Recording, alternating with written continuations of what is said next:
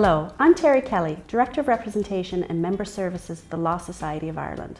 This is one of a series of videos that provides information for solicitors about buying, selling, merging and closing a legal practice. If you have questions or need additional support from the Law Society's Small Practice Support team, please contact us using the details at the end of the video. Welcome to information on transitioning from sole practitioner firm to partnership, a Law Society small practice support video that is one in a series providing information to solicitors on matters such as buying, selling, merging and closing legal firms. I'm Keith O'Malley of Law Society Small Practice Support Service. This video deals with regulations that must be complied with when closing a sole practitioner firm following the merger of the practice into a partnership. In these circumstances, the small practitioner firm or firms involved need to be closed and the following matters have to be attended to. Prompt notification to the clients of the sole practitioner firm needs to be made. It is then a matter for each client to decide whether to authorize the partnership to continue the provision of legal services or advise if they would prefer to instruct a new solicitor. Law Society guidelines note that it would not be proper for the new firm to take over the affairs of any client, including holding client money and files, without the client concerned first providing written authorization to do so. It is also noted that when appropriate, notification letters sent to clients should note any credit amount outstanding on their account.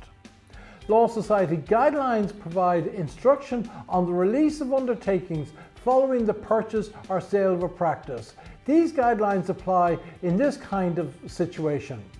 There are provisions in the solicitor's accounts regulations regarding the transfer of client monies as part of practice purchase. Depending on how a purchase was organised, it may be necessary to issue an appropriate notice of change of solicitor to the courts and to opposite parties in legal disputes. As soon as any practice purchase, sale, merger happens, the Law Society needs to be sent a formal notification so that its records can be updated in order that the Register of Solicitors is given notice within 14 days. If as part of the practice purchase or sale, some files have been transferred to another solicitor, the Law Society must be informed about the identity of that solicitor who has access to files from the former practice.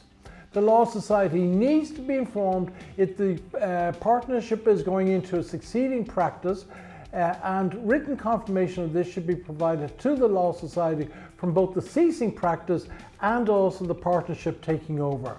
If the sole practitioner firm intends to enter run-off fund, 60 days notice is required and you should contact DWF Claims Ireland Limited.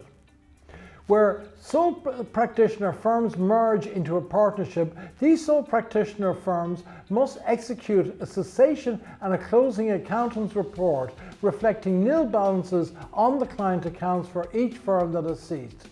The sole practitioner firm is required to file a closing accountant's report made up to the date it ceased to receive to hold, control or pay client monies. The report needs to be filed with the society within 2 months following the date of cessation. The balance on the client bank accounts included in the closing accountant's report should be nil. That's the end of this video. There is a host of other videos in this series that deal with wide-ranging aspects of buying, selling, merging and closing small practices. I hope they are of assistance to you. Bye.